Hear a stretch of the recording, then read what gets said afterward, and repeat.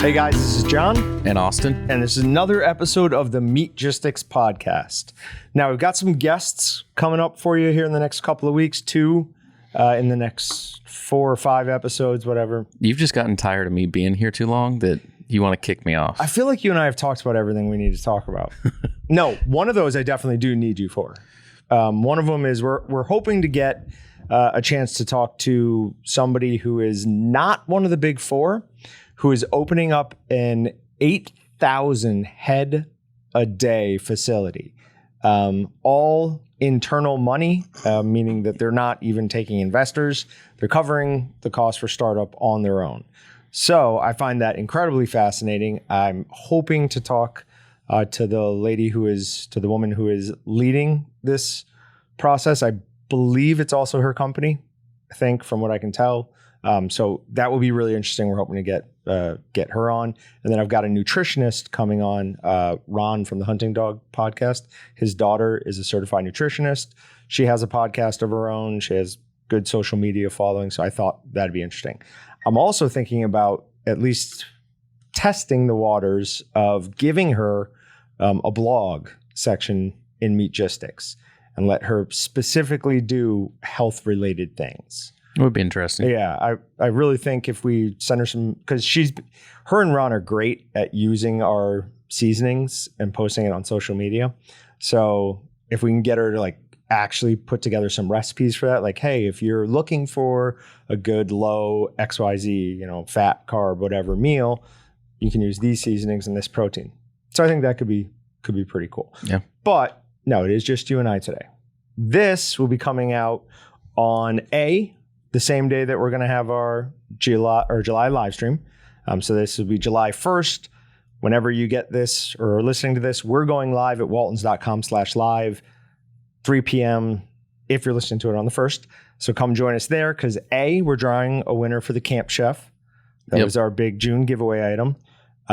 B, we're going to announce what's coming up for sales and giveaways. And C, May's winner didn't claim their prize. So we've got a 26-pound Walton sausage stuffer. We've got casings, seasonings, apron, hat, shirt, all that. This is going to end up being like a $2,000+ giveaway day then. Because that grill, Camp Chef grills it depends on which one you did. It's got to be about $1,000. The stuffer with everything with it, plus everything else that we normally give away during live streams, there's going to be at least $2,000 of stuff flowing out the door that day. Well, we can just keep the 26-pound stuffer if that's what you want to do, Austin. I don't know. Probably we'll see what side of the bed I wake up on Friday. No, we've already budgeted that to come out, so that will come out. So that's what we have going on. I am wearing my patriotic Meatgistics t-shirt. Austin is not, even though this is the July 4th podcast. This is the closest one we're going to release to July 4th. To be honest, I'm not really sure where mine is. I've worn it a couple times and it got washed, and it's one of those things that it just disappeared. You ever have stuff that does that? Yes. Yeah. It's just, I don't know. I've looked for it, Wednesday? Each morning this week, and I'm like, no, I don't know where it is. You need another one. Yeah. I had the same problem. Mine was in my car, though. So word to the wise, might want to check there. Yeah. Do you think someone stole it from you, Patrick? What? Do you think someone stole it from you? Someone broke into your car? No, I literally just said it's in my car. Oh, it's still in your car. Gotcha. All right. For these meat shirts or Meatgistics patriotic shirts, the meat shirts. Hey, the meat shirts, meat sweats, it rolls into something we're doing later. The larges are down to 8. The extra larges are down to 5. The 2XLs are down to 4. And the 3XLs are down to 8. So get them now because this was a limited run. We are not planning on doing this again. So if you want one of these awesome Meatgistics t-shirts, go to waltons.com, type in patriotic, and it'll come right up. So I've got some meat up here for us. Continuing with our recent run of samples from Excalibur. They were really smart to send those to us. It's a lot of free advertising they're getting from us. We give them a lot of free advertising anyways. Yes. All right. So we've got 2 things. We've got the wasabi. Sorry about that. That was annoying. We've got wasabi ginger marinade and Thai honey ginger marinade. So they both have ginger in them. Both of those sounded like they'd go good on pork or chicken. So I got a little bit of each. I have already taste tested these. I couldn't resist. Let's try the wasabi first. Wait, which one's which then? This is the wasabi over here. So I'm going to cut you a little piece. Oh, I thought you did chicken in one and pork in another. I did I got some of both. Okay. Now, this cooked about 20 minutes longer than the other stuff. I lowered the temperature, but I wanted to keep it warm. This one got very dry. I know you're doing this because you're eating, but you're off mic a lot recently. It reminds me of a comment I read earlier today. You guys were curing a ham in the corner of our room next door at the white backdrop. So one of the first videos Jon was ever in, and they talked in gross detail about how they hated hearing you guys chew food. It was turn it down, dude. Someone sent like 6 hours ago, as of this morning, they were like commenting on it, and I was like, oh my god, good to see that a video still has a lot of those things are evergreen. Like it'll always be relevant. It's recipe stuff. It's not like social commentary. That one's got like 78,000 views on how to cure and we've got to get on redoing those too. Totally agree. We really do. And then we'll do what we did with the patty maker one. We'll leave that video up, but we'll switch like the Meatgistics article. All the links will go to the new video. Definitely. Yeah. So we got to get on that. Okay. What are your thoughts on that? If you don't eat the very end piece, it's not as dry, and I don't think it's too dry. No. But it's really light flavor. I will have you know that next door, when it was fresh off the grill, everybody commented on how juicy it was. So it was the extra cooking that dried it out. It had more of the wasabi flavor with the initial bite. Like as soon as I bought into a piece over there, right? Bit into a piece. Oh, geez. Oh, God. It's going to be that perpendicular or parallel. That was a good one. The first thing I thought was, ooh, wasabi. Like not like the wasabi brat just tastes kind of like zingy. Like this actually had a good wasabi flavor. Overcooking it has sort of destroyed that, obviously. It's funny. I had the initial reaction he had. I had like the opposite. I had the Thai honey ginger and instant like intense flavor. I was like, oh my god, juicy. Like you said, it was dripping on my hand. And then I had wasabi, and it's just, while good, just a touch underwhelming for me. So I think it's whichever one we ate first. I don't know if that was a temperature thing or, like you said, your taste buds just kind of hit the reset button on you. Patrick, this one probably the pork is better with wasabi. Really? Yeah, so it's the opposite. Oh, right on. I didn't have the pork, so that's probably what it is. Fresh, right off the grill, I would say the pork had less of the wasabi flavor and the chicken had more. So this is kind of reversed because I pick up more. You still don't pick up much? I don't know if my taste buds are broken today, but I like the flavor. It's good. It's a light flavor, but I don't pick up wasabi. So you don't have the C word? I agree. You haven't lost your taste? The vid? Oh, no. I better not have COVID. Salt, maltodextrin, sugar, wasabi powder. Wasabi powder says it's horseradish powder, mustard powder, cornstarch, vitamin C, citric acid, and some coloring. All in all, I like this. I wanted to like it more. Like after my first bite, I was like, yes, they've nailed wasabi. Because I love the flavor of wasabi. But you're right. It is a mild seasoning. It's a good it's a really good flavor. I mean, to be honest, I think it's probably just me. No, I can breathe today, so I don't know. I think maybe they didn't want to scare off people with that either. But then the type of people that want wasabi flavor, they want wasabi flavor. So it's like it's the same thing I said about the horseradish brat. Yeah, like just go for it. Yeah. So I feel like horseradish brat is more wasabi-y because of that's the wasabi we're used to over here in the States. So it's like if you want wasabi, maybe go horseradish brat, in my opinion. Yeah, but the horseradish brat should have a stronger horseradish flavor. My favorite, we forgot to turn the cutting board around. We got the burnt side. Both of those are with the griddle. You don't even know about the other one. I damaged another cutting surface with the griddle. Great. So that on chicken is really good. It's what's that? The whole name? Thai honey ginger. It's I initially picked up something that had a little bit of spice to it. You pick up the Thai, and then the honey starts, then the ginger, and it kind of like, to me, like the flavors kind of float back and forth. It's not like it's just all at once you taste it all. Yeah. It was like developing. It was good. Hands down, the pork is better on this one. I'll just have to try the pork when we're done. Maybe we didn't. I'm going to try cutting into the chicken at like a hopefully I'm juicier telling you, it part. was weird. Usually on first initial impression, me and John usually have a lot of similarities, but like I'm picking up what Austin's throwing down here. It was very developing, speaking to the ginger one, but yeah, I didn't get a lot of the wasabi, but I don't know, the moist chicken, I don't know, maybe it's just how people are wired too, though. Well, yeah, anything that has juiciness and moisture to it is going to have a more intense flavor. So all in all, I would say the Thai honey ginger is the better of the two seasonings. I'd prefer it on chicken. Oh, really? It's really good on pork, but I think I like it on the chicken better. Oh. Although this is really good pork though. The pork in and of itself, pork is better than chicken, but I think I like the seasoning on the chicken. Okay. So just like we've done with the last couple episodes, both of these there'll be links to them in the Meatgistics podcast post that will take you to the seasoning page where it will be listed for a total of 1 cent because we can't do it for free. It'd be interesting. I'm going to go through because we've given away, sold whatever, a good amount of those sample seasonings. I'd be interested to see like how many people did we get to order a bunch of other things too? Like how many people just were like, I'll take the seasoning for 1 cent and pay $7.95 in shipping. No, there's been quite a few. Has there really? Uh-huh.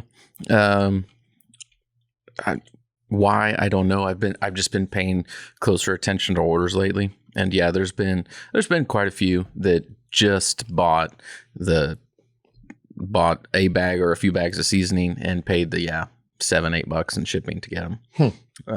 Which I mean is still really good deal. Oh yeah, for sure. But, especially if you were to take one of each of the.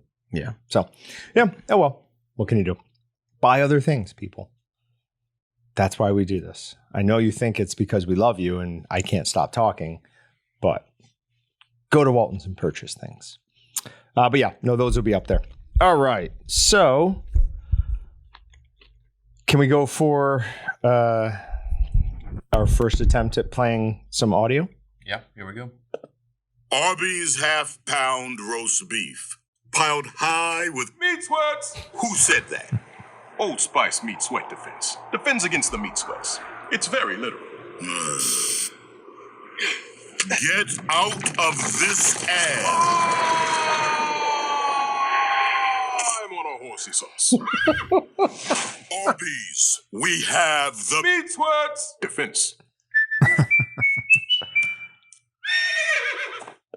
So I saw that they had teamed up for an ad and just went immediately to watch it and started laughing from the second he starts saying meat sweats. First of all, I love that guy. That whole ad campaign they've done with him just for the last 5 years probably. Oh, it's been longer than that. Has it really? Oh yeah. I have no idea how what time is anymore. Wait, you're talking about the Old Spice guy or the Arby's Old Spice guy stuff? Yeah, I think both those franchises took a huge huge swing and hit with their. Like I said, just most recent commercial ads. I think when even talking about commercials, we would often say Arby's a lot in the media room, just trying to get an idea of a company that does one single thing great and that doesn't hit you over the head with edits and this and that, but it was just a funny voiceover and it just works for them. So kudos to them. Yeah, for sure. So them teaming up just kind of struck me as cool, funny. They obviously did a great job with the ad. Can you actually buy meat sweat defense deodorant? Because if you can, I'm going to buy some. So. That's a smart buy. Do we know what the meat sweats actually are? Are they a real thing? It's merch we're now selling where it's actual meat on sweats. Now that we it's a meat sweat. Oh man, people would buy that. So I don't know all of it, but I know at least to some extent, like when you eat food, your body temperature does raise because it's having to process and digest meat. There might be more to it. I don't know. But you eat enough of any type of food and your body temperature is going to raise. Your heart rate's going to increase. Your body is doing work to process all of that. It's, if you don't eat a lot, I mean, it doesn't do a ton, but if you eat a ton of food, like it does have a pretty decent impact. Okay. I do a lot of like heart rate tracking. That's, I don't know, one of the things I'm big on with how, your body's working and operating. Your heart rate says a lot about what's going on. And my heart rate will spike a lot if I have just ate like a massive meal, especially lots of protein. Heart rate will stay high for a while. Okay. So yeah, I guess that makes sense. Just takes a while for your metabolism to kick that in. That's why it's usually a couple hours later that you start with the meat sweats. Interesting. Patrick and I have been kicking around an idea. What are your thoughts on having a hashtag or something that our listeners can then post to their social media and we can collect them weekly and do what we did basically with that? We'll just figure out a slightly better way to do it. And then so they can leave us questions and comments or show us something and we can respond to them. Now, are they leaving text questions or audio questions? Audio. Okay. Oh, audio? So yeah, it would be some sort of video. If we can get people to do it, it'd be awesome. Okay. Well, they could just send us TikToks or something probably. Yeah, like anything, right? Sure. Yeah, we'll just do like the hashtag Meatgistics podcast. And then if they post it with that, Justin will be able to collect all of those. Let us know which ones they are. We can go through them. Or have Patrick go through them, have them ready to play. So then, actually, that's what we should do. We should not see them ahead of time. Yeah, exactly. So that we can react to them. Blind react to them. As long as someone has. So I already posted this this idea in Meatgistics. I did not tag you in it in the hopes that you wouldn't see it so I could ambush you with it live. In that post, I said we'd play them as long as they're appropriate and it's not from Nick Hall, who's beekeeper or whatever. Yeah. That was my first thought. I was like, oh, he's going to try and sneak something naughty in there. And you talked about doing something recently blind on the podcast. And I was like, let's have someone review it. I forget what it was. Yeah. What was that? Well, we did have a blind guy on the podcast. No, not that. I don't remember, but as long as somebody looks at it first, I'm good with that. Right. But if we can get people to do it, I think it'd be awesome. No offense to our listener base out there, but I have a guess based upon what our average consumer is for our products, that we might have a little bit of issue with getting everybody involved because of a technology aspect on it. So as long as people can do it and figure it out, if it works, I would love it. It'd be awesome. Yeah, they're Luddites. They're my people. they don't like technology. All right. So yeah, it'll be hashtag Meatgistics podcast, and we will go through every week, look at what you guys have posted, and then we'll play them on the podcast and talk about it. What brought this up in mind is I listened to a podcast of the Lotus Eaters. It's a British podcast, and they have a way you can submit like video questions for them, and that's what they do. That's a cool way just to build more engagement with the actual audience. Yeah. So thought it was a good idea. Cool. All right. We've got just under 2 months. So what is that? 7 weeks until Bratfest 2022. It's August 20th. We've already sold some tickets, so that's good. Do you have a final decision on whether or not it's going to be in the grass or? Yeah. So I gotta either flip over and look at notes or think for a second. I talked with Josh today, our store manager, and normally Josh and I, we go through meetings fairly fast, half hour and we're done. Oh, so not like ours. No, we were in there for 2.5 hours. Oh, wow. Yeah, I wasn't expecting that, but we also missed last week's meeting and we got a lot of stuff from Bratfest to go over. So we were going over a ton of stuff there. One of our biggest issues right now is, I mean, we we have to do it on the grass. I don't think we can't not do it on the grass. I think it'd be a horrible mistake to do it on the pavement again. The only advantage to doing it on the pavement is some shade from some of the trees on the side of the building. But our fix to that is to get like a huge tent. Okay. Like the one that almost blew up in. Yeah. Yeah. So a big tent like that, like minimum 40 by 80. Okay. Pretty big tent. That is very big. Ideally, we're looking at it and we're like, we get like a couple of these, maybe a few of them. And then we got prices from people. And I was like, oh, no, we're not doing that. That's what you rent them for. And then we were like, well, what if we just bought a tent and had it to reuse every year? And I'm like, no, still, this isn't going to work. I'd rather take it would be like $3,000 just to rent one. Okay. To buy them would be closer to like 12. And I'm like, I'd rather just take that and write a check to the Special Olympics Air Capital Flyers. Fair point. Than do that. The whole point of this is a fundraiser, so I don't want to spend that much money on something like that. So we're debating what to do. It's like, how tacky would it look if we just had like the 10 by 10 or 12 by 12 tents and just set up a ton of them with tables and chairs underneath them? And ideally, we wouldn't do that because I think it would look a little tacky. But finally, Josh had an idea that we should get like some of those like sunscreen shade things. I don't even know how to describe them. A lot of people put them in their backyards around like a pergola or something like that, where it's just like you attach it to something, pull it tight, and it's just the top. Just the top. It's not like a whole tent. Mm-hmm. So we're like, well, we could like attach that to the building on the south side here. And then maybe the trees would be in the right spot. We could attach it to the trees. And then I was thinking, I'm like, I don't really care if we dig up things, do whatever. We looked up and we can get like 16-foot 4x4s for like $30, which I thought they'd be a whole lot more than that because of where wood prices and lumber prices have been. But I think what we're going to do is we're going to put up a bunch of 16-foot 4x4s and attach those little sunshades to them. So basically make our own makeshift tent. It should look pretty cool. It'd be rusticy in a sense. Okay. And won't be as cumbersome as some of those big tents are. Easy to set up, easy to tear down. So we'll do it on the south side, do it on the grass. We're going to have a lot of those little sunshades put up. We can get them as big as like 40 by 100.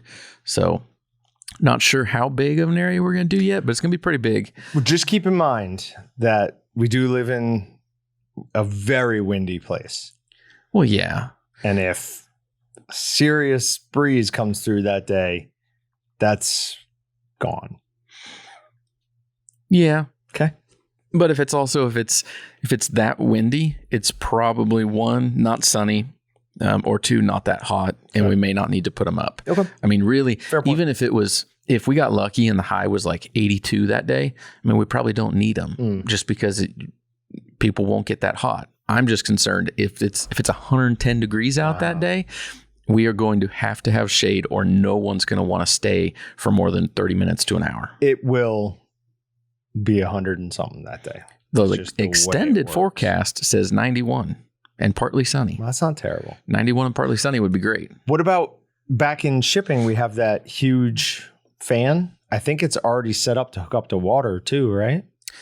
Colton last year rigged that thing up to run misters on it, and we used it, and it was it was okay. Helps a little bit. Wasn't great, wasn't horrible. The fan's just deceiving. It's really, really big, and it looks like it should put out a lot more air than it does. That much. Yeah, it doesn't put out that much air. That's disappointing. But I don't know. We're cruising along with stuff on Broadfest though.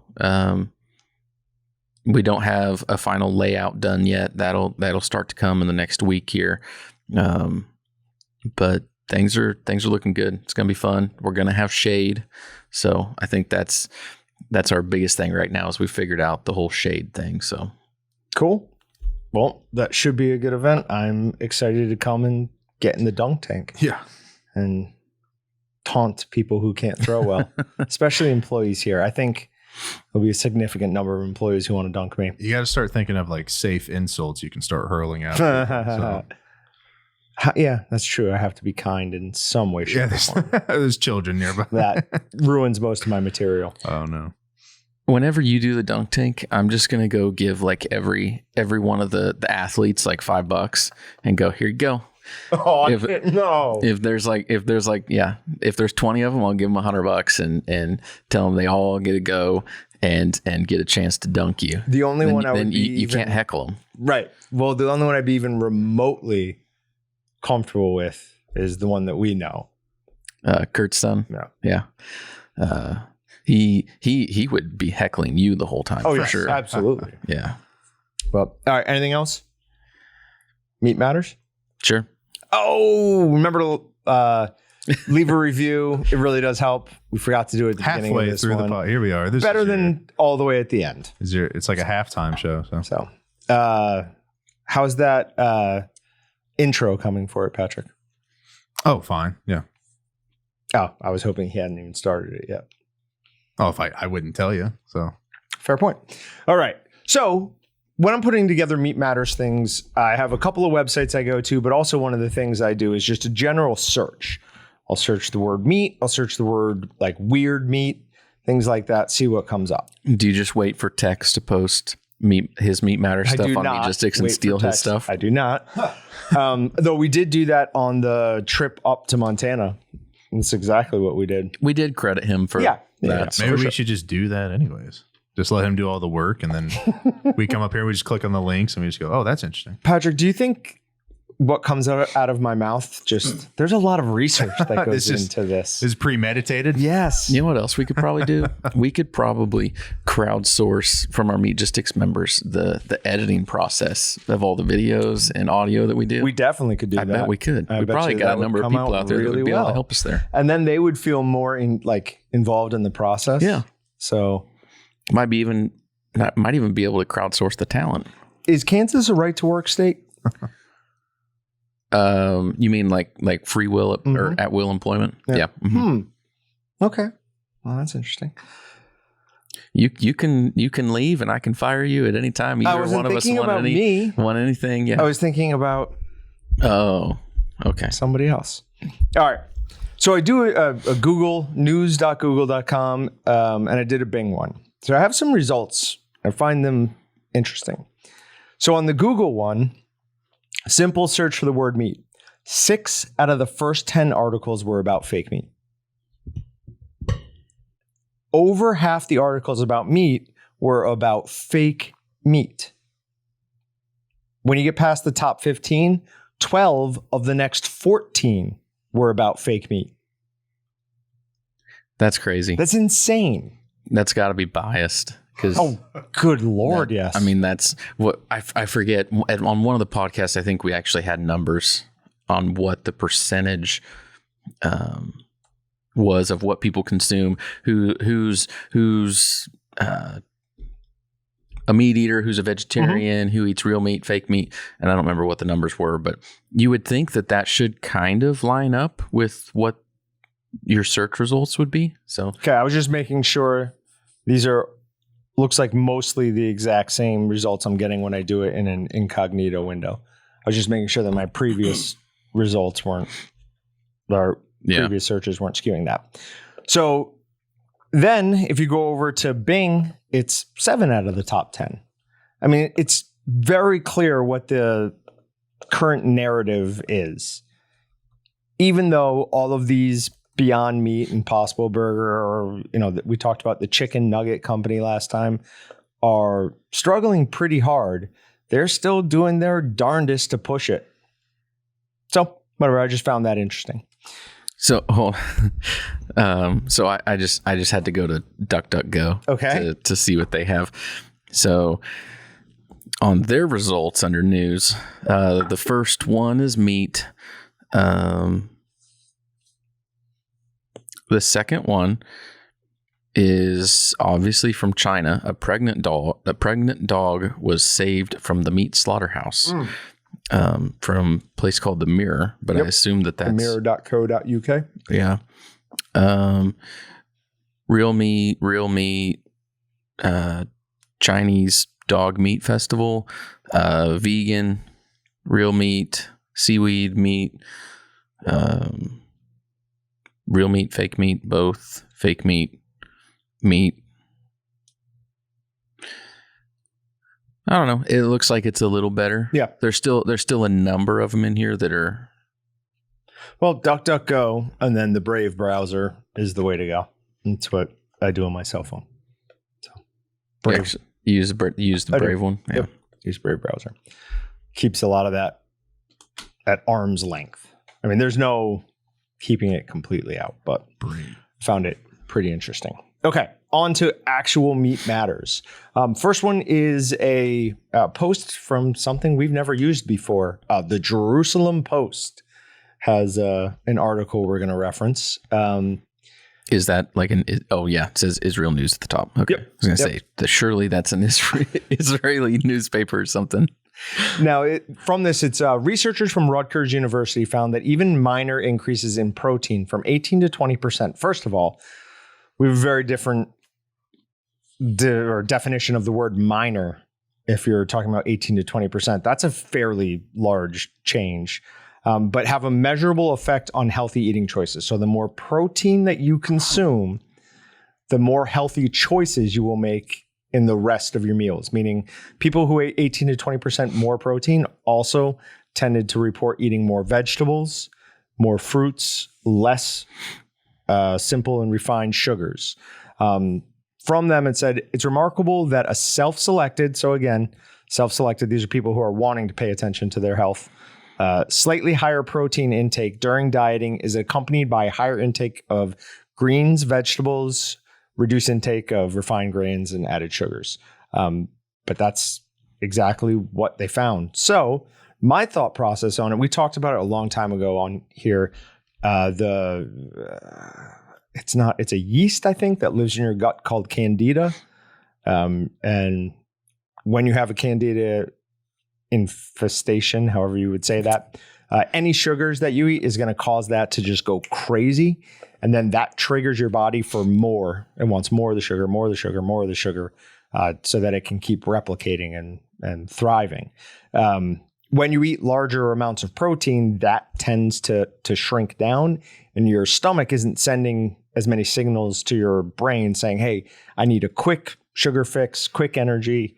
Instead, just like a normal, person without that Candida, whatever, your body's actually telling you what it really does need. Because there will be days where I'm like, I just really feel like I need to eat, a big salad or something with my dinner. Like some days you can feel like my body needs vegetables.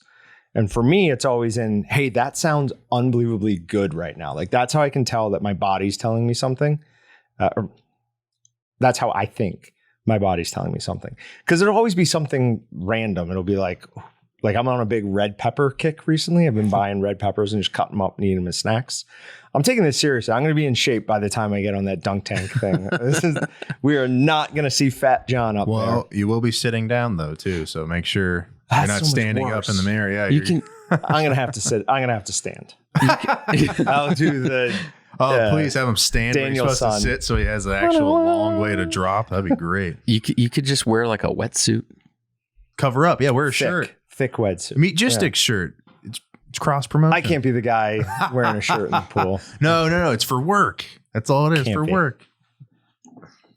So on this article, I maybe read this a little bit different than you do. Instead of saying you increase 18 to 20% on your protein intake, I think it might be saying you increase your diet from 18% of it being protein to 20% of it being protein. So it's only like a 10% of what you eat protein increase, and really only 2% of your diet change. So really that would make it a very small amount. Researchers from Rutgers University found that even minor increases in protein from 18 to 20% have a measurable effect. Oh God, that is confusing. If you're right, that does totally change the article. Either way, I would guarantee you that the average, at least this was in Rutgers, so they are studying Americans, the average American could stand to eat 18 to 20% more protein. I would bet that the vast majority of their carbs are coming from sugar and fat. Mm-hmm. Yeah, to be honest, I don't think most people probably eat the amount of protein that they should be every day. No. Like I pay attention to it. And sometimes at the end of the day, I'm like, oh, eat a protein shake or something. Because even working here, eating all the stuff we do some days, most days we're not eating something here. Yeah. So it's a struggle to get it in. Mm-hmm. Well, don't want to derail this at all, but a funny thing came up in the office yesterday, and I don't want to spend long on this, but who's faster? Humans that lived 100 years ago or humans now? On average, you take the average guy, who's faster on foot? So you take all the humans now, make them run a 100-meter dash, average that out. Go back 100 years, take all the humans, make them run 100-meter dash, average it out. Which number is quicker? Oh, well, first I'd say the top end, humans are faster now. Oh, yeah, for sure. 100 years ago, the average, they had to be a lot faster than us now. Potentially. There's no way to look this up, I don't think. No, there's not. But I'm like kind of waiting, anticipating like what are we going to find out? No. But you don't have an answer. No, that's what I thought too. He came up with this question organically. Now, you also have to take into account like modern footwear, modern athletic, abilities. Yeah. So like you say, the fastest person now is so much faster. Oh, yeah. Like Olympic athletes back then, you have NFL offensive linemen who could beat them. Mm-hmm. Oh yeah, great point. So I don't know. It probably is the low end of our time drags us probably down below. So they tough, but then you think of like they might actually had physical requirements within gym classes growing up, where it's like mine. All right, you could just hang on the rope there for 10 seconds. That was good. That was my I was the tail end of the generation where physical education was no longer physical education. Or I was the beginning of that. Like we would play stupid games, like sit down on those scooters and scoot around and learn about team building. Like, no, we're supposed to let's play sports. Yeah.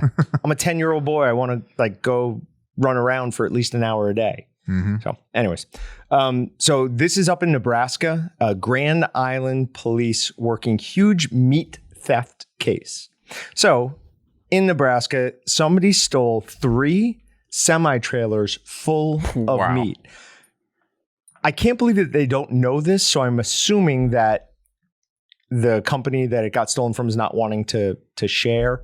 But each semi could be worth anywhere from $200,000 to $1 million each. They found 2 of the semis after they'd already been unloaded. How do you move that? Like, hey, got some stolen meats for you. Like, you either have to have a ridiculous size freezer somewhere to store this all, or it had to be somebody who like has an in the industry. So if you're in Nebraska and you all of a sudden notice a lot lower meat prices at certain meat markets, you may have found where that meat ended up. Yeah, I mean, I assume that they were in reefer trailers, so it's not like you would have to have a freezer that big. They just, if they put diesel in the generator. Yeah, so they went around and they targeted the reefer trailers that were currently running, is apparently how they chose. Like, okay, I know this one has stuff in it. It says it was stuff from JBS Swift. Nope. So, but I'm assuming JBS is just not wanting that information released on, and then somebody made a estimation because 200,000 to $1 million is a huge range. Yeah. I mean, it's probably somewhere in the middle of that. Cause if it was all just the cheapest ground beef, I mean, it'd be cheap, but if it was all packed to the ceiling with ribeyes or fillets, then it's insane. Although on the other hand, I don't know, those guys do so much. It could be almost all one thing. Could just be tons of combos. That's fair. Loaded in there with just bulk of this, bulk of that. I don't know. That's crazy though. Like where even if you don't have a fridge or freezer to put it in, where do you hide 3 semi-trailers? No, so they found 2 of the semi-trailers abandoned. Oh, they did. They're still missing the one, but they found 2 of them. So they're not keeping the trailers. They're just keeping the meat that's in there. Pretty amazing. So they do have a big freezer. So Scrooge McDuck, remember when you dive into the gold coins? That's what I imagine them doing with the meat. Just diving into ribeyes and swimming around in them. That's what I'd do with it. It sounds like a Goodfellas scene where like they're gonna find some guy hanging in the back of the meat truck. Yeah. What do they really do with them? Yeah, that is fair. All right. So then we've got another article from SwineWeb. It says record high feed grain prices expected to drive up meat prices. So real quick, before we get into this at all, this is in Canada. It's not the US, so it's not a exact comparison, but as grain prices grow around the world, Canada and the US are fairly similar or in lockstep. One of the things that they've brought up in this is as these are going to continue to increase for two reasons, and they're both tied to what's going on in Ukraine. Is one, Ukraine is the breadbasket of Europe, and two, we get a ridiculous amount of our fertilizer from Russia, and we have stopped bringing any of that in. I don't know if growing up here, do you have any friends who are farmers? Oh, I mean, nobody I'm like Friendly, close with. It might be somebody that, I know of them, but I don't really know them. So right by when I go down to Webb, I drive back on, 45th, and then take a right there. There's that cornfield there.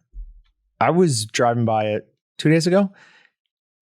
This could be just me being more like aware of it, but the corn seemed low. Corn did not seem as high as it was by end of July last year. Like in New York, we have a saying knee high by the 4th of July. So when we got here and saw corn like usually above your head by July, we were very confused by this. But I don't know. If you can't put as much fertilizer down, things aren't going to grow as quickly and not grow as well. I think it depends. Where I live, I live next to a whole bunch of fields, like a little small neighborhood, literally just in the middle of nowhere. Fields all around. One of them is wheat that still hasn't been harvested. Wheat's been weird. I feel like wheat harvest around here, it started 3 weeks ago. Okay. I saw them starting to harvest, and I feel like that's early, at least comparatively to when they have been. But there's still some wheat fields that haven't been harvested. It's weird. I don't know. Normally, I feel like it's been a little bit later and they happens more quickly, but there's still one wheat field next to us waiting to be harvested. And there's like 3 cornfields right in the area there. And then down the road, there's some more. And the ones around me, they're all pretty tall. But there's another one that's, it looks like it's like a 1.5 feet taller than everything else. But it's definitely, it's not short. It looks fairly healthy, but some of them are higher, shorter.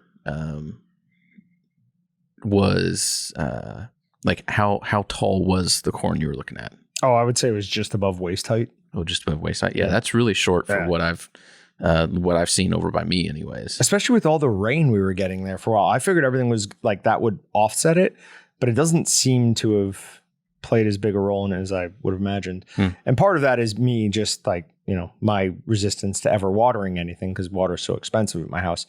The farmers are like, yeah, this is what you have to do. Yeah. So I don't know if there's something else at play there or just timing on when things were planted. Yep. Or if it is something fertilizer based. I don't know. Maybe what you're looking at, the farmer got a late start because of something else he had in the field and he didn't plant in time. I don't know. Well, like you said, with that one wheat field not being harvested, I wonder if it's the same thing that's happening in the meat industry where we'll talk about it here in just a bit.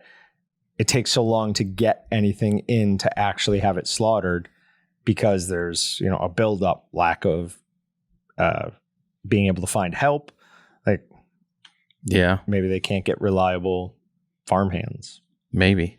I'm hoping that they are just not wanting to do it anymore. And I'm going to call them up and see if I can buy the land from them. Because it's literally like right next to my house. My house is next to that wheat field. How many acres is it? Oh, I think they have like an 80 there. There's like an 80 there and then another 80 that wraps around back the other way.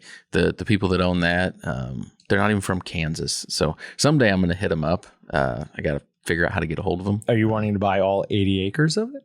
Oh, if I could. I doubt. But it's probably way too expensive. I It's would way too close to Wichita. It would go for an insane price. Yeah. But it was just, I don't know if you saw, but I was responding on Texas Meat Matters article earlier today because he was talking about land and what people can afford and who can afford it. And he had some comments about you and me were one of the people who could still afford all that stuff. The article was talking about, I don't remember if it was Iowa or something. I don't remember where it was. It wasn't in Kansas, but they had like 60 acres that was being auctioned off farmland for $30,000 an acre. That's insane. It's ridiculous. Like my parents bought their house for $40,000 on a half acre in the 80s. Full house, like everything. They want $30,000 for just the land.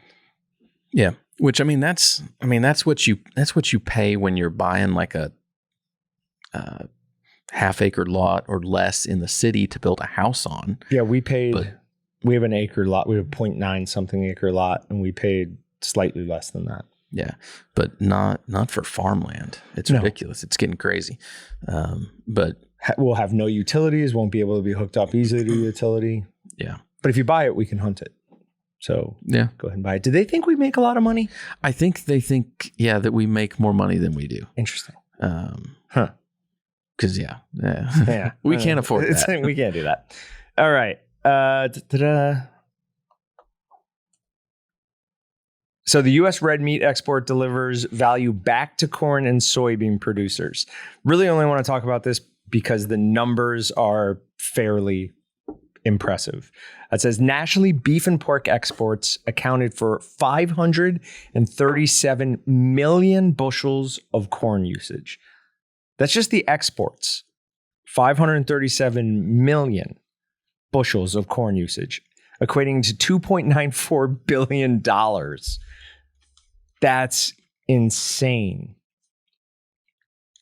Our economy is ridiculously huge.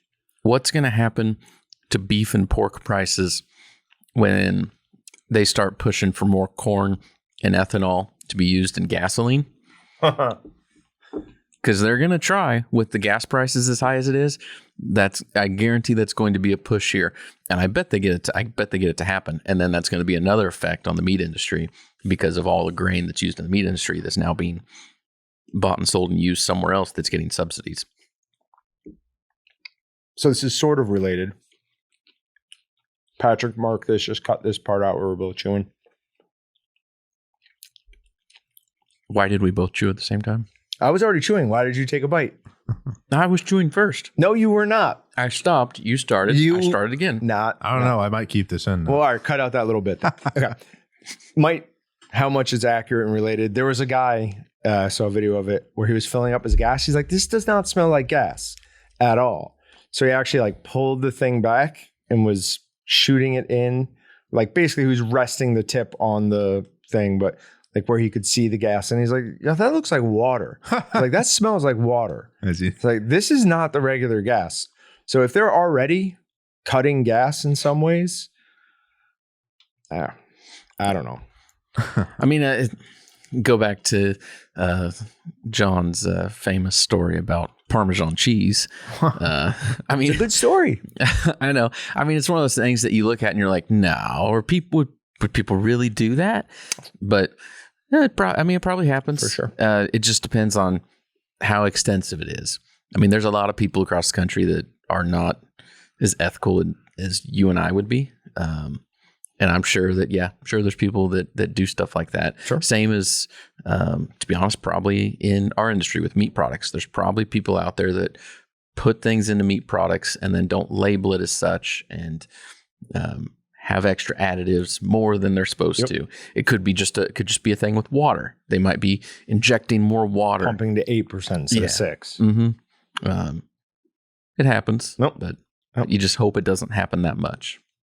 Patrick, did we ever release the video on the different pickups from chicken that was injected at 3%, 6%? Oh man, I'd have to double check. Maybe we it might have just been a short one though.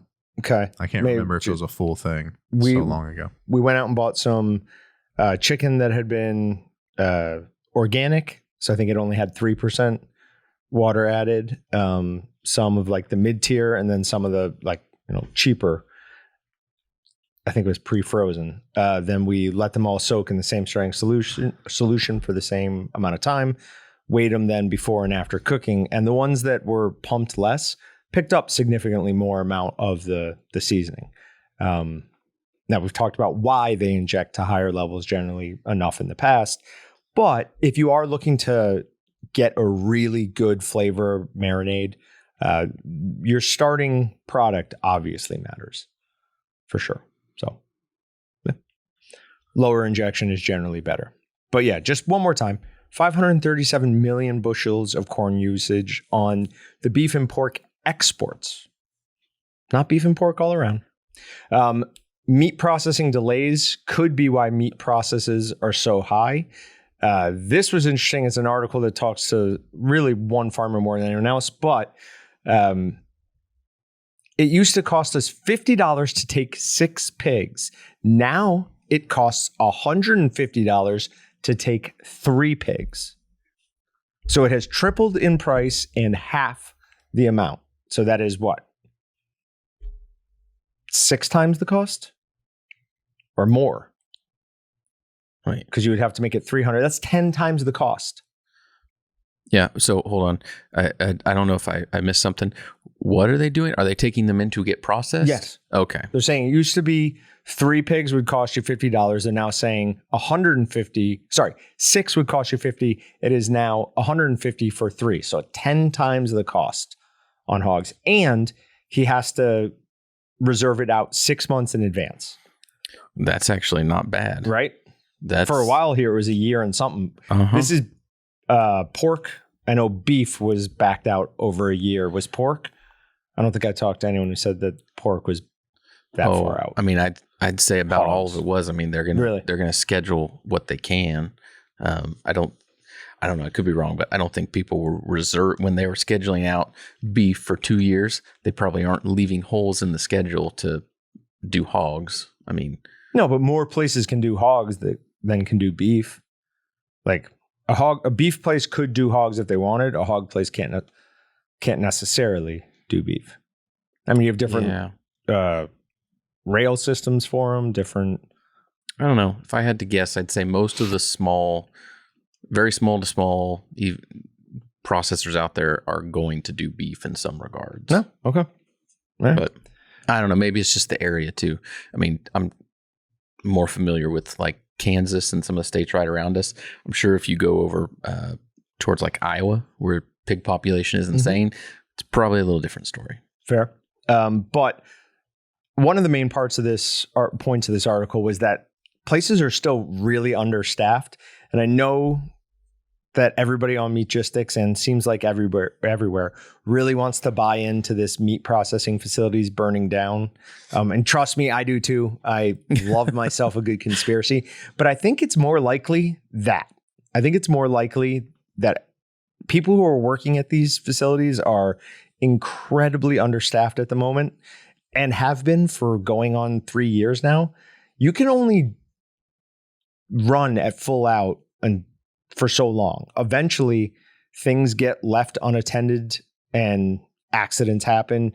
You get workers who are exhausted, who are demoralized. They don't pay the same amount of attention. I think that's more likely what is going on with the meat processing fire phenomenon.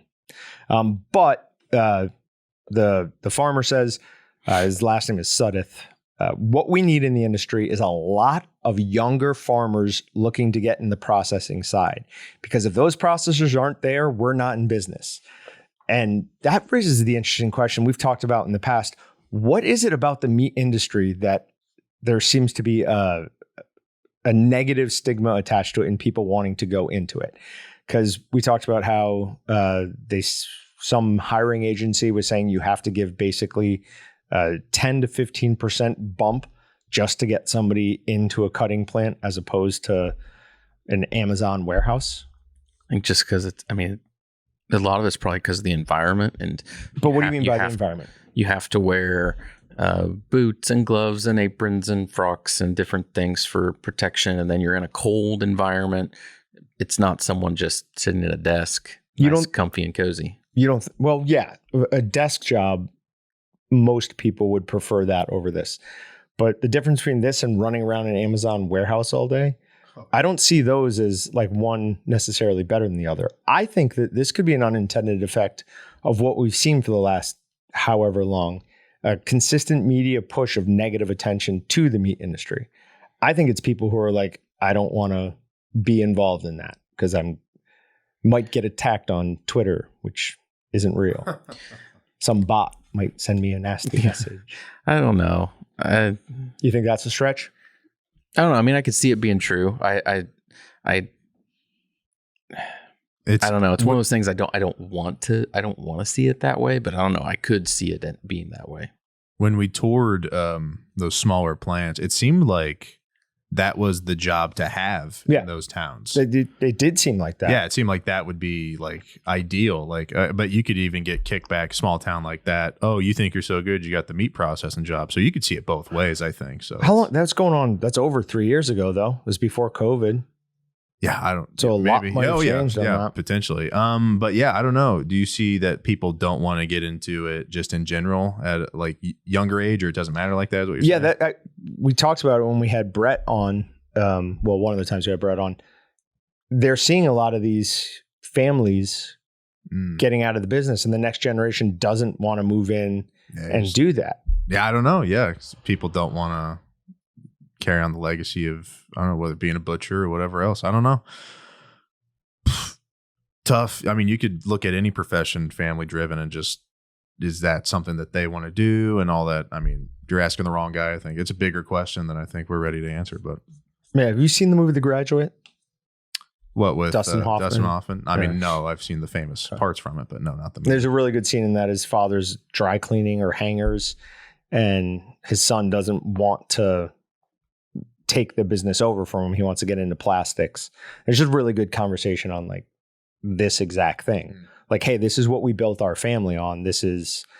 I would also add, being such a huge fan of meat, that there's way more value, and because of that, a sense of accomplishment that somebody should get from working in a meat processing plant than shipping, tchotchkes all around the country. Yeah, I think that's just not relevant anymore, like you're saying. But next one is a little spicy.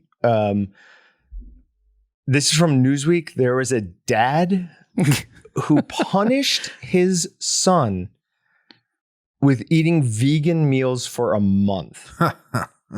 Why? What'd the kid do? That kid should be taken away from him. That's cruel and unusual punishment. I'm not joking. Oh, I mean, I think it would be enough punishment to do it for like a couple days or a week. A month sounds crazy. I wouldn't want to have to deal with that. Yeah, somebody has to make those. Yeah, but on the other hand, I mean, if you're providing a nutritious meal for a child, that's all that matters. As long as they're getting enough food and enough nutrition. But are you feeding your kids vegan meals? You seem very I would love to have my son eat more meat. My daughter, she is just starting to eat kind of solid food. Still just like 1 to 2, 3 ingredient foods, all soft. The hardest thing she's ate is like avocado. But she's how old is she? She's over 6 months old, and she still does not have any teeth. If you asked me when she was born, I would have said 18 months to 2 years ago. Hands down, no question. It's been a long 6 months. Wow. That's insane.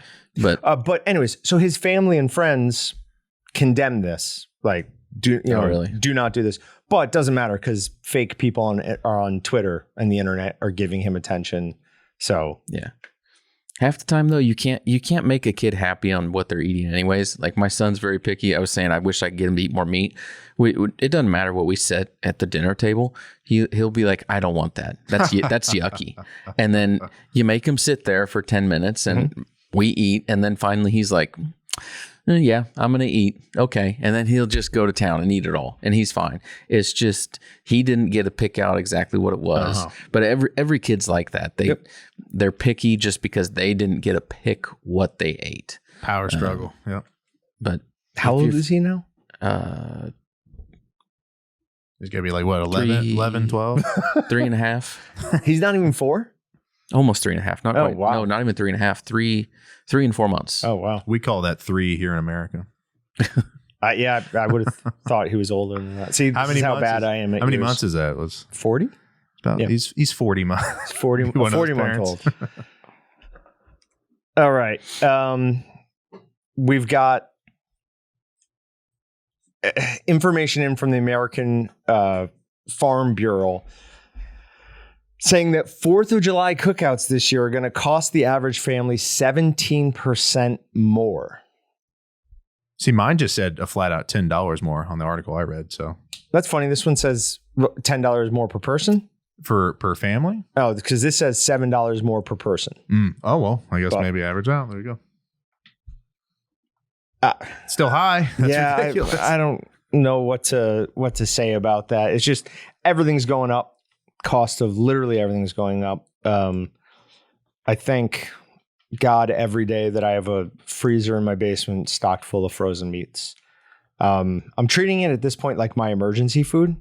I just leave it down there, leave the freezer door closed, only go into it when I absolutely need something. Other than that, I'm just continuing to buy meat at the store. You know, I've thought about this. John's freezer. I write about it in my diary every night. No, I was thinking, I was like, if it really gets that catastrophic, potentially, Yeah. the power's going to go out, dude. Your food's going to be good for like, what, a week maybe? I mean, in a deep freezer, leave it closed, take out only what you need. Oh, you've thought about this thing Oh, yeah. potentially. Yep, So how it's- long do you think you could last? Well, it's that? down in my basement. It's in the coldest part of our room or of our house. If handled correctly, I think I could get 2.5 weeks out of it. There you go. All right. And then for the last meat matters, but then we've got one other thing we're going to talk about. There's an outbreak proves plant-based meat can pose a food safety risk as well. In at least one case, a consumer is hospitalized because of the effects on the internal organs. The woman's gallbladder was removed because of the severity of her illness. This is turning into like, there are a ridiculous number of people piling onto a lawsuit here. The product is French lentil and leek crumbles from Daily Harvest, but it got a lot of people really, really sick. Well, that's crazy. So it's just an interesting look into the fact that, hey, like we talked about, I think even on last week, most E. coli infections are from things like sprouts and whatever. It's not from meat. The amount of salmonella poisoning from chicken has gone down, but this same number of people got sick with salmonella because a lot of it is from things like bell peppers. So yeah, just an interesting look into the fact that other foods can get you sick too. I've never paid attention. Does fake meat have the same safe handling instructions on it that regular meat does? That's a really good question. No, I No, don't think so 'cause because it's most not. of it's ready to eat. So even like a fake ground beef, You could just defrost that and eat it. You don't have to cook it. oh, that's disgusting. Really? I think we need to try it. I think so. You could do it with real ones anyways. John's done it, so thaw it out and just eat it. Oh yeah, that's true too. So what's the big deal? I think so. I think you're just reheating it just to like heat it. Just for texture, probably. Yeah, But it's to your already been cooked. Point, since it's not meat, it might not have to have any kind of Right. particular label. So My wife's got a bunch of bags. I'll try and check tonight. All right, guys, thanks for joining us. I love how you're like startled every time. All right. Okay, here we go. See you later. Like I said on the Meatgistics post, we will have links to the Thai honey ginger and the wasabi. Is it wasabi ginger marinade? Yeah, Oh. wasabi ginger marinade. Oh, there's ginger in both? there's ginger in both. Oh, This that, is news. That to apparently me. is Excalibur's new thing because the sweet ginger chili snack stick. So they're big is on ginger like a new flavor Ginger's kick? super good for you. Well, is it a new flavor kick? Like, I've always liked ginger. It's the new Nashville hot. yeah, like Nashville hot, sriracha. I mean, there's been some things over the past 10 years that like get just Pushed. Yep. popular and they get pushed everywhere. Is ginger going to be the next thing? It is now, according to us, for sure. Yeah. Or maybe Excalibur's trying to make it the next big thing. I put some Nashville hot seasoning with the Ultimate Steak and Roast on my steak last night because it didn't look like a prime example of a steak. It was all right. I remember you said that you'd added some like crushed red pepper or something to your steaks recently. Oh, Or you were for a while. I used to use like habanero powder. Habanero powder. Did I tell you about the steak I did with firecracker rub? No. Oh, I thought I did. I think you did. I remember this. I don't know. I ran out of steak and roast. So I did 2 steaks, did my wife's in steak and roast, and did mine like literally caked on with firecracker rub. And it was amazing. Then did you add more salt? Because you love salt. Oh, yeah. I added a sprinkle of butter garlic to it. Okay. You know what he really added? Probably like slices of cheese, baby. Oh. God. I got the picture to prove it. That's where it was. I posted on Meatgistics about it because Tex, responded with the cowboy ribeye with American cheese on it that was burnt to a crisp. Disgusting. Absolutely disgusting. All right. We're out of here. See you guys. Thanks for checking out the Meatgistics podcast. To shop everything but the meat, head on over to waltonsinc.com. And to get your meat processing questions answered by experts and enthusiasts alike, head on over to our online community at meatgistics.com. Walton's, everything but the meat.